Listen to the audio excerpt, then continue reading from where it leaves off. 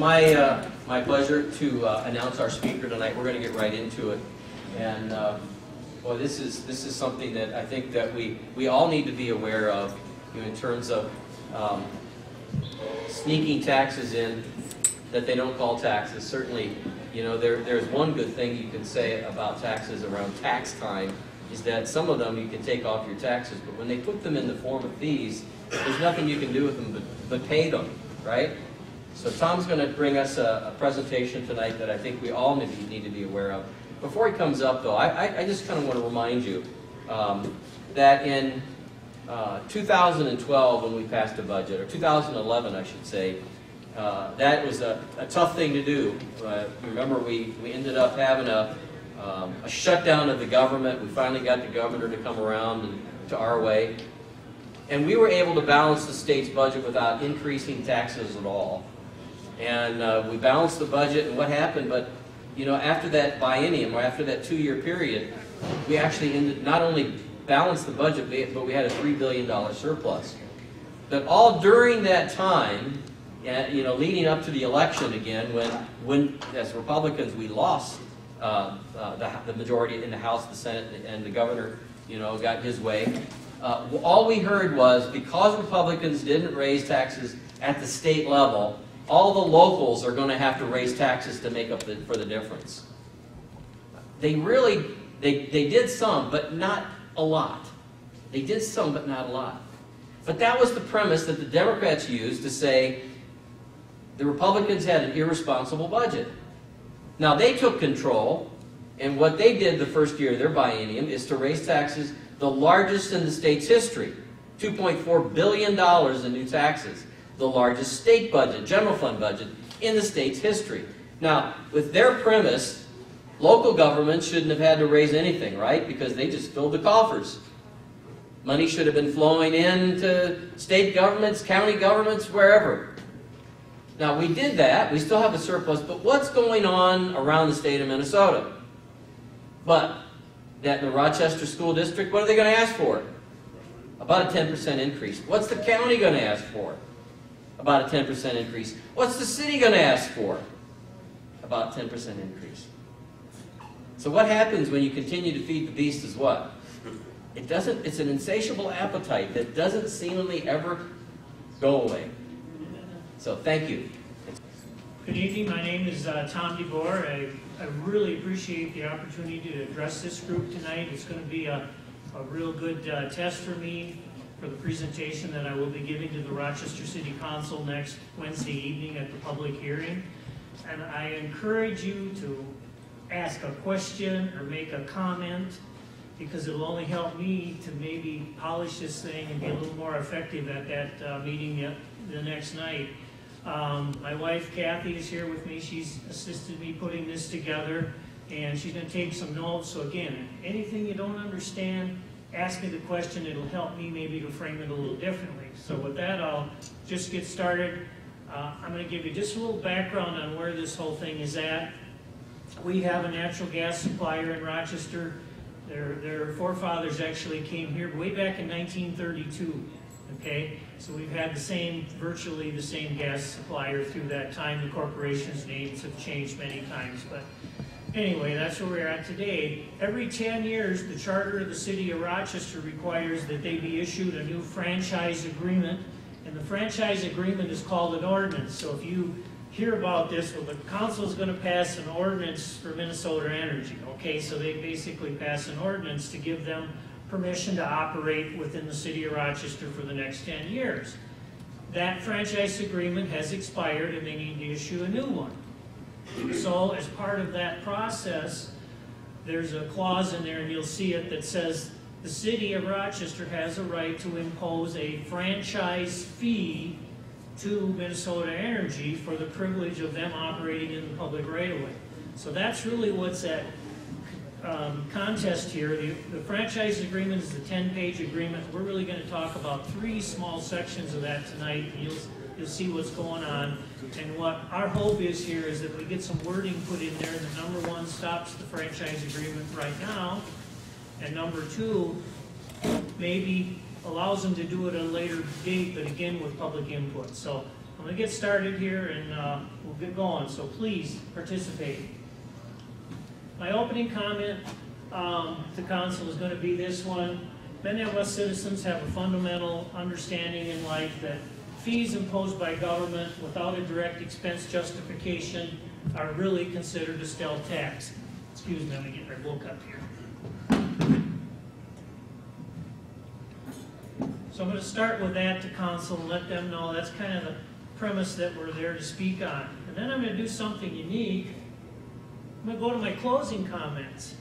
And I've attended council meetings now pretty much for the last 5 years, and I've seen many, many presentations. And one of the things that I find is they get long, and this one will get to be probably 20 minutes or so, and you kind of lose scope of what's going on. So I'm actually going to give them my closing comments right at the start so they know where I'm headed with this thing, and then during the points I make, they say, oh yeah, that's what he's referring to. So it's going to be something I'm going to try. I'm going to see how it works, so let me know when we're all done if that made sense to you. First of all, we believe that justification does exist within the city to spend some money to add 2 more police officers. The city has grown significantly, and the response times are a concern when you're on the outer fringes. And we do feel that it's justifiable to add more police officers. Secondly, we believe it can be done so without adding money into the budget. There's plenty of money there to do it, so we just need to move the money in the right positions. Thirdly, the Minnesota Energy Franchise Fee has specific wording that that they can impose a franchise fee, okay? The city has a right to do so. It's actually a right given by the state of Minnesota, right? No problem there. The current agreement says we are going to impose a franchise fee. The council voted on that back in December and adopted it, but they agreed that they aren't going to give it a second reading until after this public hearing on Wednesday night, at which they hope to amend it. And what we're trying to do is to get this wording taken out of here that says we are going to suddenly impose a fee. But the fee they're doing right now is $1 per month on each residential customer, so that's $12 out of your pocket, and it's $2 per month out of an industrial commercial customer. In the 2015 budget, they plan to bring in about $350,000 because they assumed it would take some time to get those fees built into the billings and stuff. But on a normal year, when it goes for a whole calendar year, they'll bring in around $600,000 into their budget from these fees. Okay? So that's what's going on there. What we hope to accomplish really is to put wording in there that says we're not going to impose a fee at this time. We're going to look at it possibly in the future of doing it, but we will only do it if there's a public hearing. Okay? So that's kind of like closing comment, and I will also give council a handout of this page before I start my presentation. So when they're sitting there watching me, they're going to have this to look at and kind of make notes as I go through the presentation. So that's really what we're trying to do. And one thing I've seen in my day of going to the council meetings is people come in and they say, we don't like this for these reasons or whatever, but they never give an option. They never say, well, what really should you do for it? So I'm trying to give them something, hey, this is a simple thing, real simple. You don't have to do a whole lot tonight, just make the right decision, and I'm trying to give them some guidance that way. So with that, there's 2 sections of the proposed franchise agreement that clearly will show, number 1, the city may require the company at company's expense. Anything that goes on within the gas infrastructure of the city, Minnesota Energy Resources has to pay for it. The city is not on the hook for one dime, okay? So the franchise agreement clearly says the city can't claim there's expenses related to these fees. Number 2, if you have a new developer come into town and make a big development, and there's expenses required to move mains or put them in or whatever, again, the city doesn't have to pay for it. The developer that's doing the development can have to pay for those. So the 2 key premises we're going to fight in this thing is that the There's no way the city's responsible for money, so how can you stand here and say we're deserving of this fee from us customers? Okay, again, I said this city does have a right by the franchise agreement and also by Minnesota state law, and it really says a franchise fee can be imposed to raise revenue or to defray costs accruing as a result of such operations or both. We've already determined earlier, the city isn't on the hook for anything, okay? And this thing clearly says if you do, the key words, defray costs accruing out of the operations, okay? They cannot claim that there's costs. We've proven that. Next thing, staff has acknowledged that they can't really claim these costs, and what I did about 3 weeks ago when this started, I sent an email to Mr. Freeze. It was a real simple email. I said, Mr. Freeze, can you tell me how much money the city budgets on an annual basis to cover the costs of relocation of any gas lines in the city? He sends me back a very good email, concise points, and then he summarizes it as follows. Staff even says that there was no direct costs related to the imposition of this fee, and Councilmember Rushka quoted that at the meeting on December 15th. Okay, here's my email with Mr. Freeze. Quote, so there are no direct costs associated with this presence, inconvenience, relocation, or lost contact or productivity attributable to private utilities located in the public right-of-way that we budget for or can even point to in the abstract of a project. And Mr. Freeze's claim through this thing is correct. My career, I was in utilities here in Rochester for 35 years and did a lot of work in the city right-of-way and stuff. And he is correct that when a contractor bids a job, they have to pay extra attention to the bid if there's a whole bunch of utilities located in the way, because you got to dig a little more careful. In most instances, the markings that you see on the street, the red and the yellow and the green lines, are pretty accurate in today's world, so they don't have to spend an enormous amount of time. But what Mr. Freeze is claiming is, yes, there are some undocumentable costs built into any bid that the city takes to do work for working carefully around the utilities, okay? But I know from my experience, it's not into the hundreds of thousands of dollars a year based on the projects that the city does, okay? Public Works doesn't do a lot of deep digging in most instances, okay? They scratch the surface. The people that dig deeper, it's probably more of an issue, but so we've got wording from city staff that says we really can't document this, okay? Again, this is another point why the city cannot claim that they need this fee.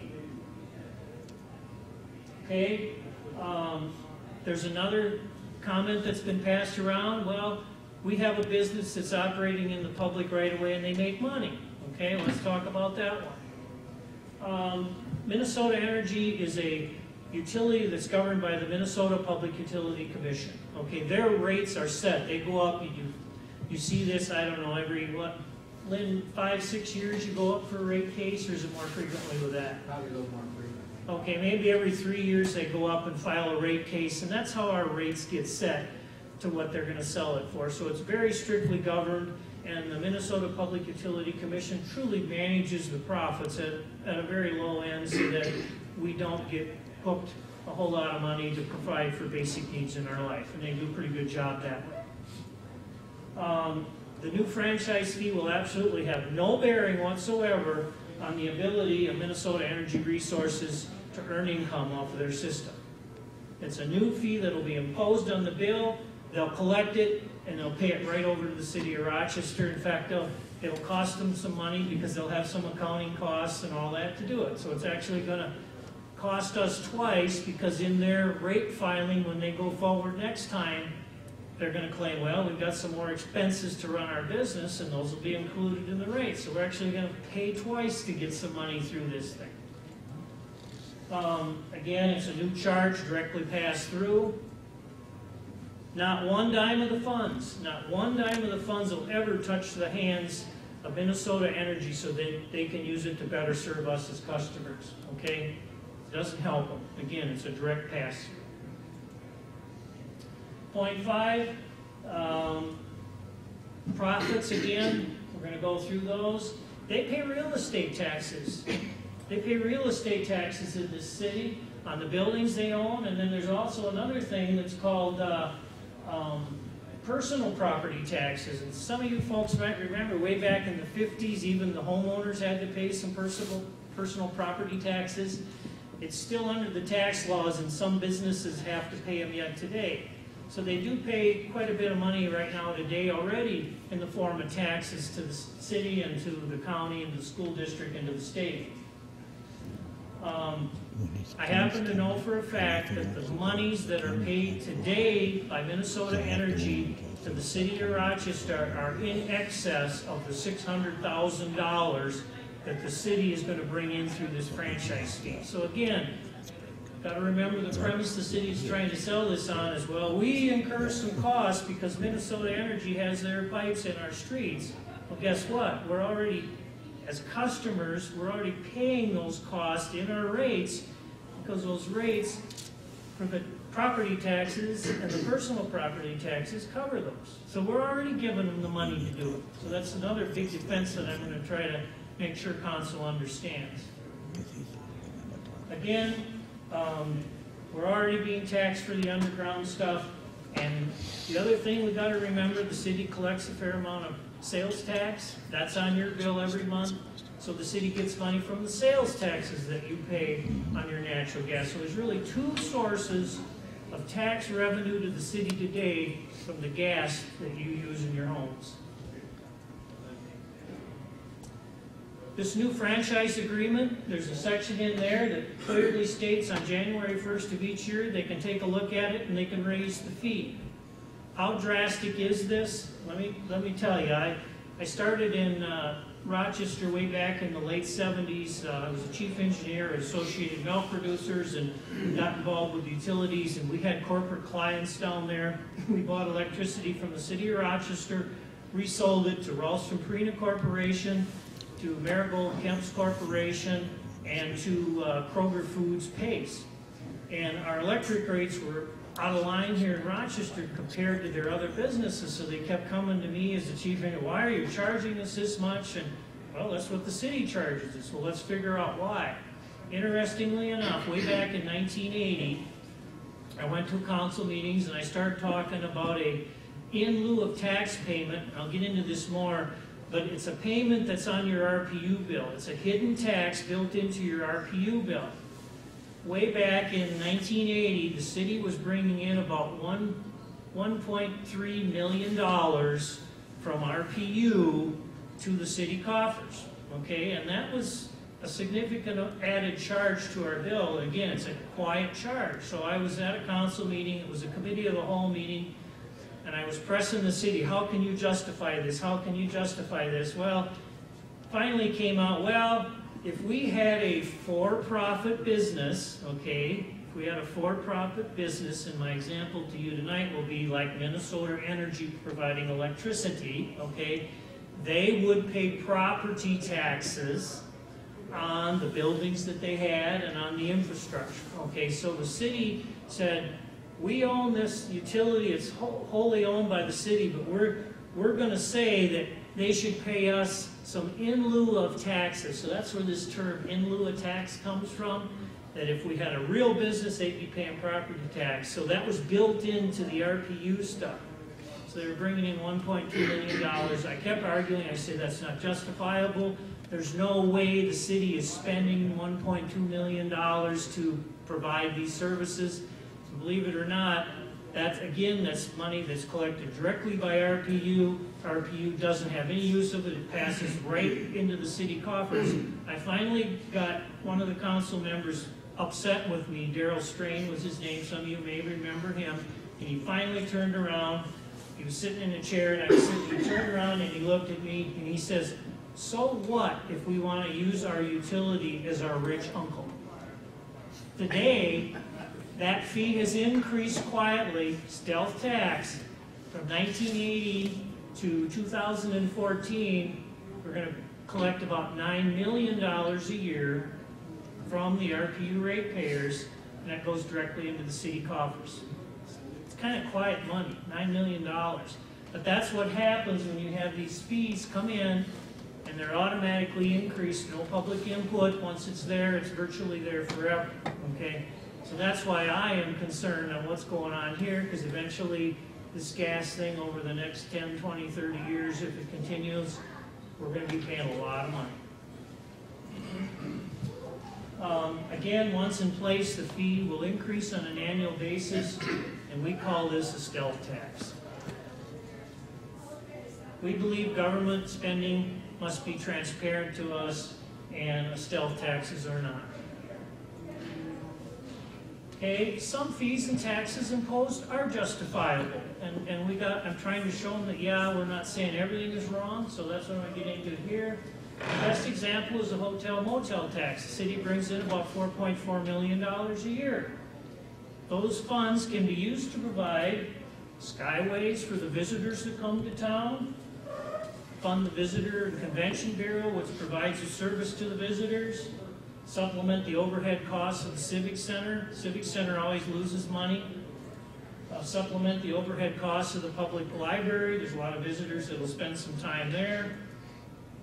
Supplement the overhead costs to require and provide landscaping and amenities in the city. Everything's got to look pretty. Supplement the costs of public transportation. So there are reasons to have a special fee, but the big key is those people that pay the fee get the majority of the benefit from it. Okay? That's probably a good deal. Of those things I shared there, sure, the citizens of Rochester get to utilize some of it, but the biggest majority of that $4.4 million is paid by visitors, but they reap the benefits of it. So there is a reason to maybe have some fees. Again, the gas franchise fee provides absolutely no benefit to us as customers of Minnesota Energy, period. In lieu of tax payments are assessed by utilities as part of a standard bill. Now we're going to see what that costs us. Typical residents typically pays the following fees to the city through these hidden taxes.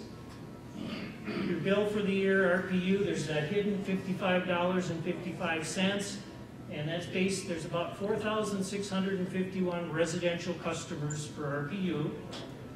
Then there's a in lieu of tax on your water portion of the bill. That's another $9.64 a year.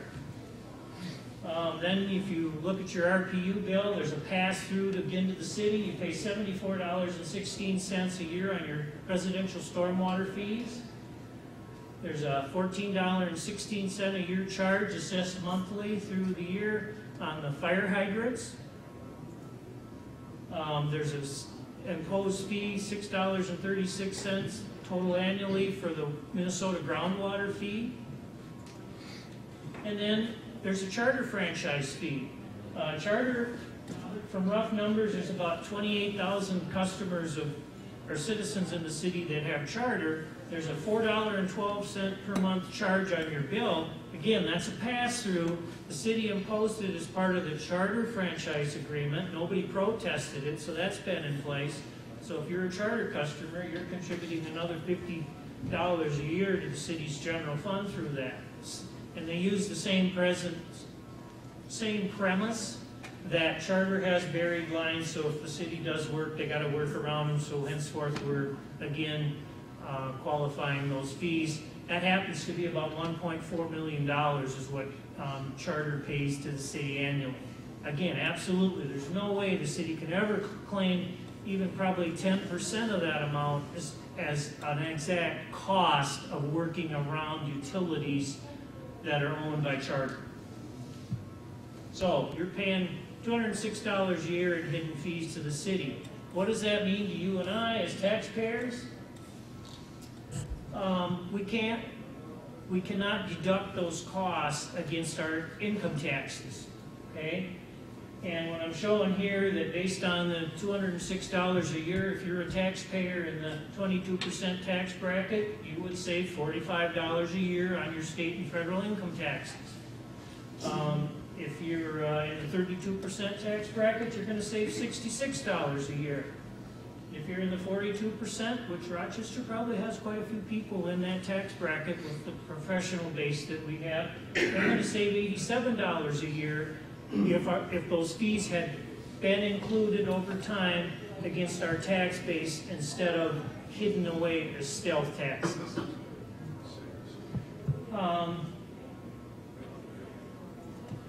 Other point, I'm going to show you what an average house costs in Rochester for taxes. The average value of a home is $177,000 a year. Total property taxes on that home are going to be about $2,177. The city portion of that is about 35.2% or $766. If the $206 in fees were added as taxes so that you and I could get our income tax deductions, okay, the city portion of the overall tax rate that you pay becomes 40.8%, okay?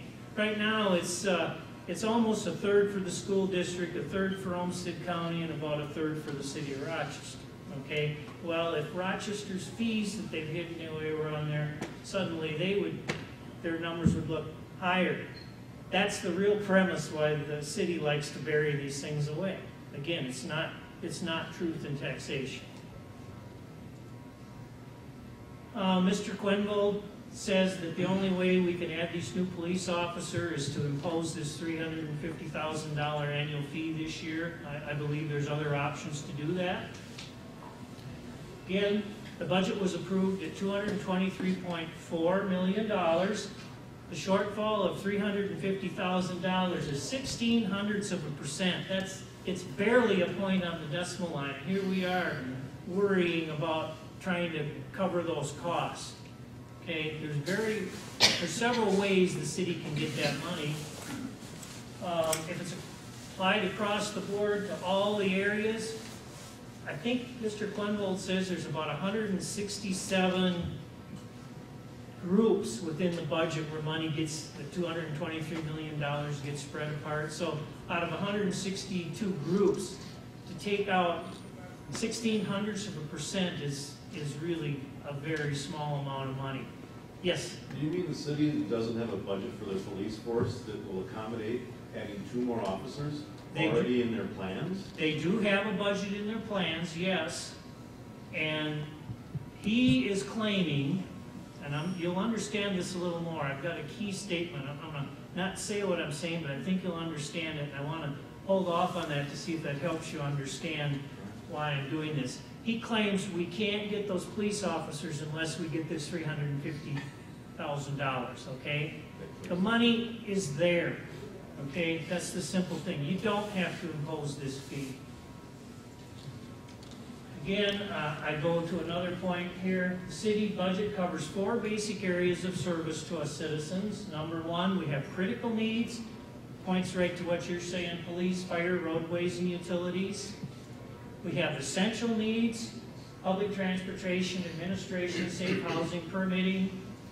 We have quality of life items, parks, library, arenas, those sort of things. And then we have growth of the city, planning, zoning, development, annexing, those things. So really there's 4 areas of the budget. So there's obviously some non-critical areas, and I think most of us agree we probably don't want to see police or fire or something cut out of this thing for $350,000, but we might not whine if they don't build that new park they're talking about for another year or spend the engineering money. You know, there's ways they can covertly get this money out of the budget without hurting our quality of life too. So, and then each one of these areas has literally hundreds of thousands of dollars as capital funds budgeted. If the council, Mr. Quenvold, does not desire the across-the-board budget cuts, go in and take out some of the capital for non-critical things and put them into next year's budget when maybe you can do a better job of finding the money. Again, we don't have to impose this fee today to do what we really want to do for the city. Major revenue sources in the budget, let's go over those quickly. Table below indicates the sources of total tax dollars collected from fees. And this will kind of be a shocker to you. The city is going to bring in in 2015 about $53.4 million in the form of tax fees, okay? And they're going to supplement that with some in lieu of taxes. They're going to bring in $22 million, and here's these fees that they bring in special hidden things. Again, $11.468 million total through your RPU bill with all the things, the stormwater utility, the hotel motel, the cable franchise, and then they were hoping to bring in the $350,000. So we're bringing in almost 30% of the city's taxable revenue in the form of hidden fees. So these are the totals of the categories you were talking about just previously? Well, all the stormwater, hotel, motel, these are the right. totals of the... Yeah, when I threw those dollars up there, what it costs you as a homeowner, okay, this is what they total to. It's a huge amount of money, almost 30%, yes. Where's that little bit of city sales tax, where is that from? I don't even bring that in. That's a special fund that the city uses. So again, if you think overall, their budget is $223 million. They're bringing in about 75.8 out of our pockets. Okay, then they get some aid from the state called local government aid, and Mr. Benson can very clearly articulate that better than I can, and so he may want to enlighten us on that a little bit. So that's where we get our money as far as out of your and my pockets. Okay, so we pay for about a little over about a third of the budget comes out of our pockets, directly out of our pockets. In addition to the property taxes?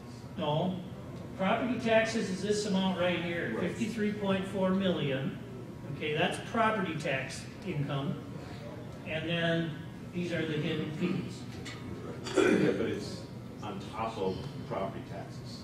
These are on top, yes, sir. Yeah. They total up to that. Yeah. Again, out of the $223 million, this is good dialogue because I'll know how to better explain this thing when I'm talking to council, and I may amend this slide just a little bit, okay? And help everybody understand that. But that's kind of the tax revenue that's directly collected from the citizens of Rochester. That help everybody? Okay, good. Now, Mr. Quenvold shows a slide when he gets done with his budget that says, here's our tax rate for the city of Rochester, and what this number is used is to multiply basically the value of your home to come up with how much tax you're going to pay for the city portion of your property taxes. And he probably puts this up on a slide, and it's a full-page slide, and we're number 4 from the top of the list, but he puts us on his list way down at the bottom, almost.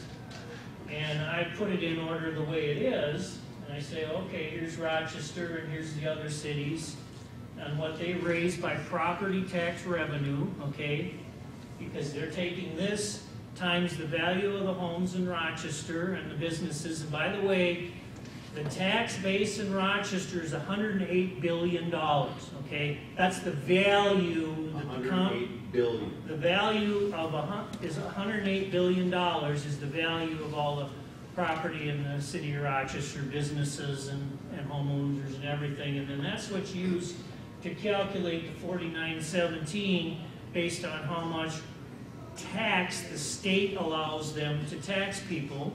Again, Mr. Benson may want to come up and explain this a little bit, but the city does not have an unlimited ability to tax us on our property taxes. They set a certain percentage, you can increase it, so like next year, if we go back a slide here,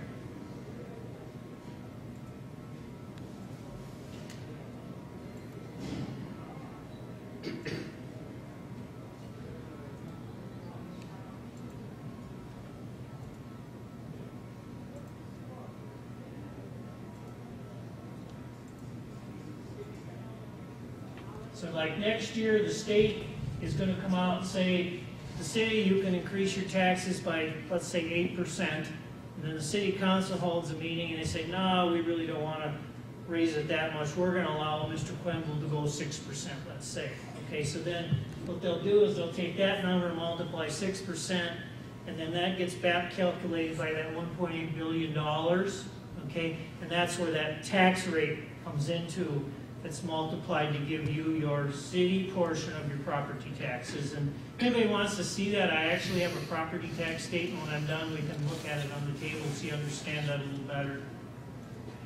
But the 26.9 or whatever that number was is actually part of their taxes, except they're not being paid called taxes. Correct. The 29% is coming to the city in the form of all these hidden fees, okay? So again, the city is collecting about $75 million in the form of taxes, basically in two forms, property tax and hidden taxes from us, okay? That help you understand that? So I said, let's show a next chart.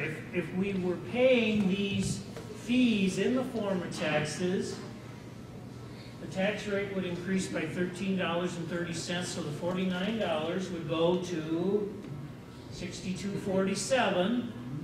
Now where would we rank in the state? Gee whiz, well, all of a sudden we're up here in number 2 position. Okay? So, is that another reason why government maybe likes fees? I don't know. Yes? Then, by saying that, you're saying upper legal autonomy, Decatur, all these others don't have fees included. I don't know that. Okay, I can't tell you that they do or don't. What I'm just saying is that if Rochester's fees were included in our tax base so that over the years you and I could have deducted them through our personal income tax, all things equal, and I took the city tax rate for a house of a normal value in Rochester, and I added to it the $209, and then it's real easy to back calculate what the $49.17 fee becomes to collect the same amount of money and $209 from that average home, okay? But it changes where we sit in the real world.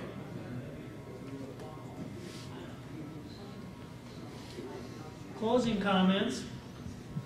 We believe justification does exist for the city to add the 2 police officers. I think, again, the city has expanded tremendously. The response times are getting stretched out. We need more officers on the street so that they can be more remotely used. We believe it can be done without adding additional funds by making some minor cuts in the current budget. The budget is approved. The council had to approve that before January 1. So they had some great discussion at the December 15th meeting and approved it. But they directed Mr. Quenville to go back and say, look at staff, look at what you can do, how can we cut this out?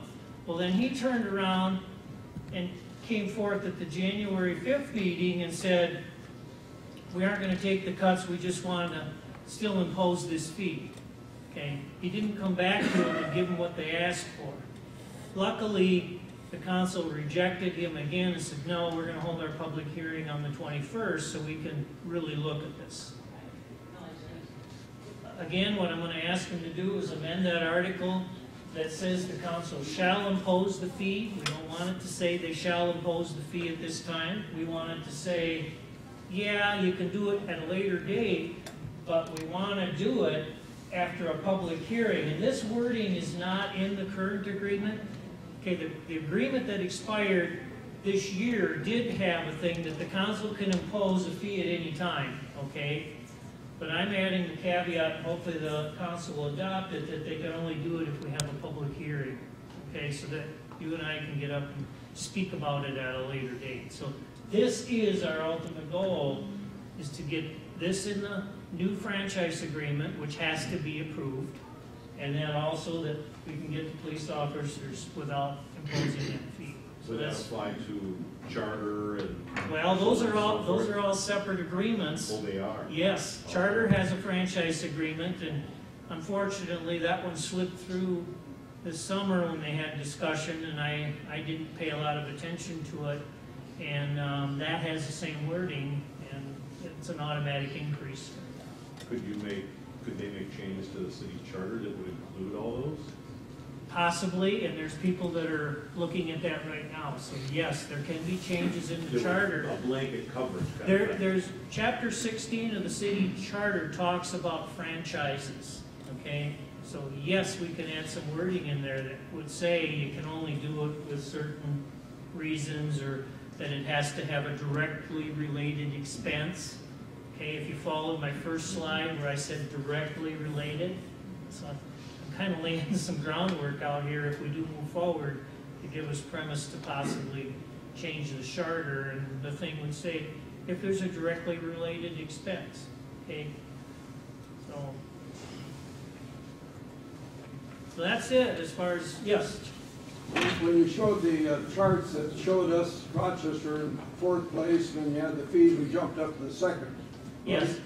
Could the council come back and say, well, all those other cities should have been adjusted up with their fees, and so we're not complaining apples and oranges? And you raise an excellent point, and I am going to take that slide out, okay?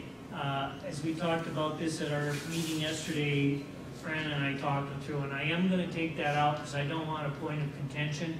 But I thought I left it in to the handout that some of you have gotten, so you understand, you know, what's going on. But I am absolutely going to take it out of my presentation. And again, you raise an excellent point. I don't want to get there and have a public debate. That's not what I'm there to try to do. And again, now that I'm pretty much done, if there's any other areas in here that you think I'm muddying our plan or whatever, yes. And Tom, your presentation, you're spot on. I mean, these hidden fees are in state government and different things too. So you're pointing out one that's just very topical because it's current, and you know, as we move forward, if you're successful with this, we need to put more pressure on the city of Rochester to move those from fees to taxes if that's where they need to be. Yep. The only remark I would make is that you alluded to LGA. Yes. And in your last couple of slides, I think where you could get caught up in a discussion that we probably don't have enough information right now on, is if you looked at Duluth at the bottom. Right. Duluth may look like they're doing great with $39, I think was the number that I saw there. But in fact, they get 4 times the dollars per capita in LGA in Duluth as we get in Rochester. What is LGA? A local government aid. And local government aid is state income tax money that you and I pay to the state. Gets doled back to the cities and to school districts and different things. And it's a very unique formula.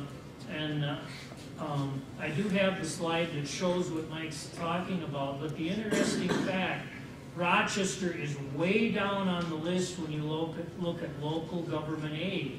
And the reason being is the formula that calculates local government aid was put together many, many, many years ago. And interestingly enough, there's a huge factor that gives you more money, significantly more local government aid money, based on the number of homes you have within your city that were built before 1940. Okay? So the towns up on the Iron Range which haven't expanded, the river towns that haven't expanded, okay, the towns that have expanded like Rochester and Byron get greatly reduced portions of government aid. In fact, I think the number is about $6 million a year is all Rochester gets in the form of LGA from the state, and all these other communities get tons much more money. Duluth, I believe, is 213% of their tax income comes from LGA. They get about $340 per capita LGA every year, and I think ours is. It's not even $20. Yeah, it's very.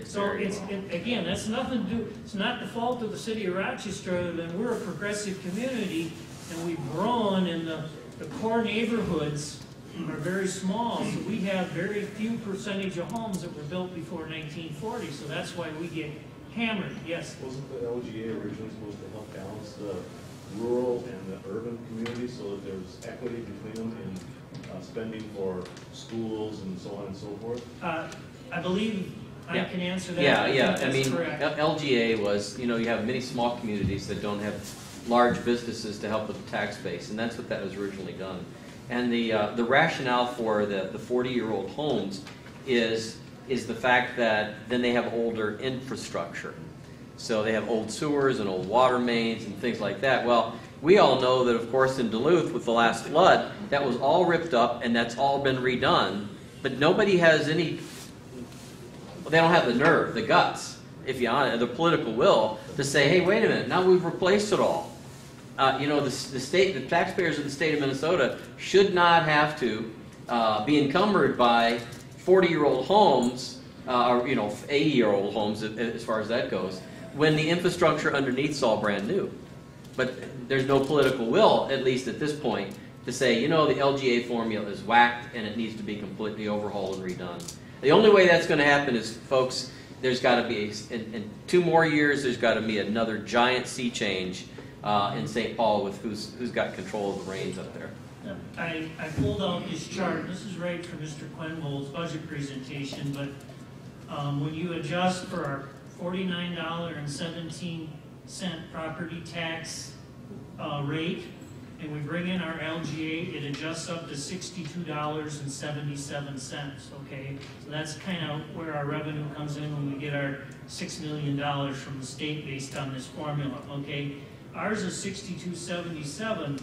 The next closest one is Owatonna, and their tax rate is $58.30, but when they get their LGA, it goes up to $153.90, okay? And now let's look about Duluth. Their tax rate is $32.14. Again, we're paying $49.17 in Rochester. They end up at $337.72. Like Mike says, yeah, so that's what's going on. Winona, again, it's an old river town, big percentage of homes. Their tax rate based on the home values is $34.71.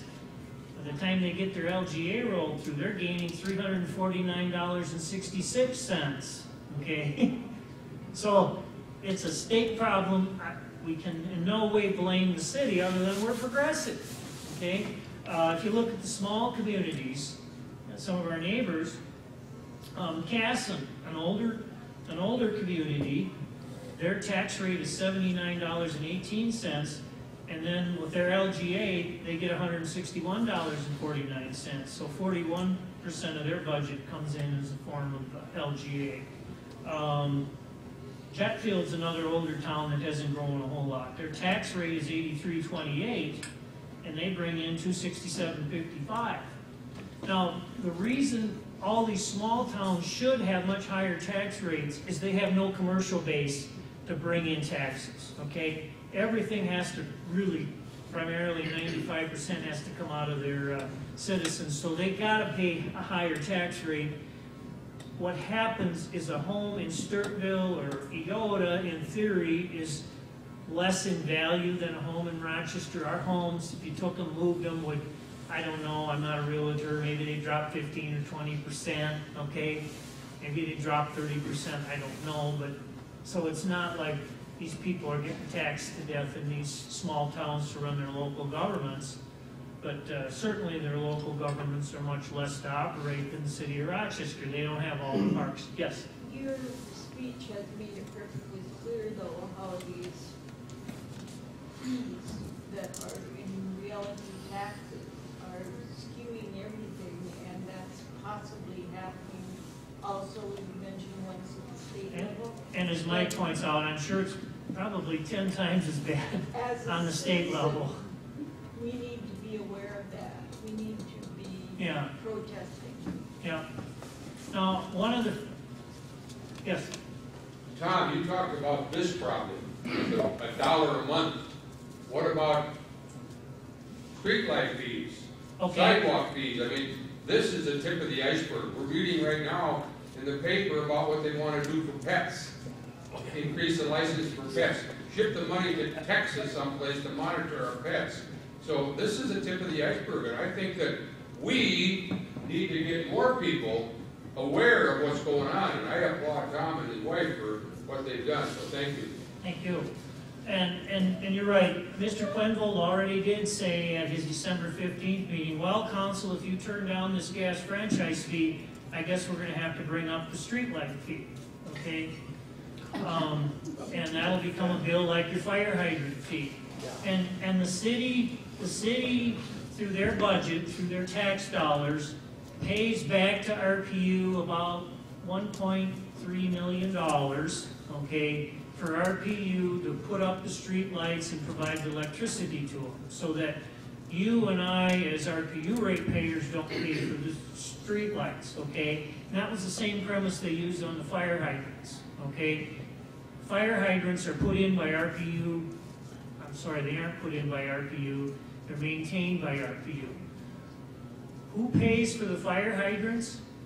When you buy a new lot in the city of Rochester, the developer that developed that has to put in all that infrastructure, so that person that buys that lot paid for those fire hydrants on his lot, okay? That's all rolled into the $60,000 or $80,000 or $90,000 cost of your lot. That's why the price of lots have gone up. That's why all these infrastructure costs have been shifted over to the property owners, and in reality, everything that happens in government comes out of the workers' pockets, okay?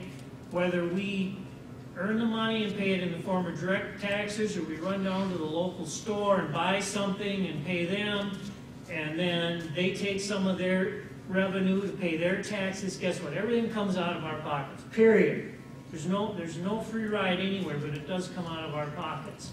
So we're going to pay it one way or another. What we're saying is, let's let it pay it fairly, okay? And I will share this.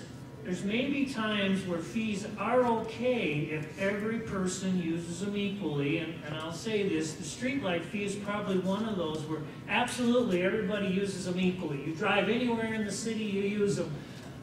It's maybe not a bad fee from that aspect, but what we need to understand, it's a tax to us, and again, the only way we can defend it is the point I'm making is, city, you're taking money out of my pocket because I have to pay more income taxes because I cannot deduct these expenses. That's really our only defense. I don't think we can stand up and say, we don't want streetlights. No, we do want streetlights, okay? But how you assess them to us, we're smart enough now to figure that out. Question? Tom, just a question, not to say how the city's supposed to spend their money through the budget, because that's up to the staff to do that, but I'll bet you if you were to ask them that every one of the departments has a budget staff, all their staff for the entire year, when in fact, some staff could quit, leave, or do different things, which would open up money in their budget there. Yes. To at the end of the year, pool to come up with that money. So when he says they don't have the money, they gotta do that, I'll bet you everyone has paid all their vacation, paid all their sick leave, and all that money is there, and if a person quits, or passes away, or is fired, that opens up 2 months, 6 months, 8 months, all that money is pooled at the end, that's there, and they're not telling you that. Well, you raise an excellent point, Jan is correct. The budget has got enough fluff in it, then if they don't spend it, it comes back, and then they roll it into their cash reserves, and that was discussed at the January 5th, or the December 15th meeting. Mr. Bilderbach brought up, let's just take it out of our reserves from this year because we didn't spend all of our money. If you heard that discussion, if you watched the council here, Mr. Bilderbach says, you know, we got money left over from this year, why can't we just move that forward and use it to fund this? And he got hoo-hooed on that significantly because, number one, they like to put that money into a cash reserve, okay? And it helps Rochester get a lower a higher bond rating so that they can borrow money at 6% instead of 7.5% or 8%, okay? So that's what the city wants, why they want to have cash reserves. So he got poo-hooed on that. And the other reason he got poo-hooed on it is they said, well, that's only a one-time thing. What are we going to do the next year when we need the money for the fire department, or for those policemen and that sort of thing? So Mark got shot down on that.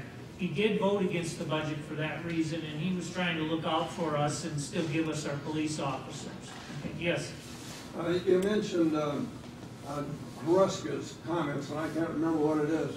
Are we sure that that statement will not alienate him in any way, because we need his vote? And I can't remember what you said, whether it was positive or negative. He repeated at the public hearing, he said, I asked, during our budget hearings, I asked staff, what the monies from this fee were gonna be used for, okay?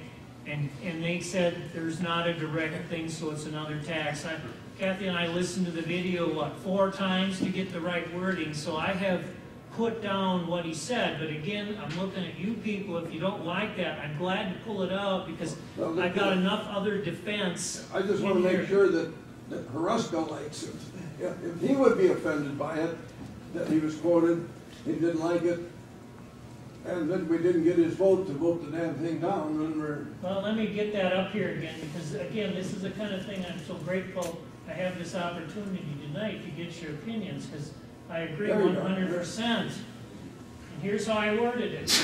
During budget discussion, staff had clearly stated there was no specific purpose for the fee, so therefore it was just another tax. I think that's okay. So I'm not quoting what he said, or that he made the statement. Staff made this statement to him. Now, again, maybe this isn't a big flyer in here, and I guess show me your hands. You think we should take it out? No. Okay. You know, it's not, I'm not trying to belittle Mr. Rushko whatsoever and say he said this. No, he's repeating what staff said. So, and that's the words he actually quoted. We listened to it several times. You could maybe reword it and you can call it as being a source of comment. Okay, I like that. I'll use during the December 15th, a statement was made by a council member, blah, blah, blah. I like that. Thank you. That's what I'm here to learn tonight. And I agree, it's a good thing to do, so. Great, excellent. And that's kind of my wrap up here, unless you got other questions. Again, I'll be over here at the table when we're done if you want to look at how this tax rate figures your portion of the taxes and stuff. I had quite a challenge figuring that out. I spent all last Friday trying to figure out how they come up with this magic number. And I actually sent Mr. Quinvold an email about, I don't know, 10:30 a week ago on Friday morning. He finally got back to me yesterday and said, I can't tell you how that number is calculated. You'll have to ask Mark Krupski. So I kindly sent him an email back and said, well, I figured it out on my own, and it's an interesting and it's a relatively simple calculation. So, and it is, yes.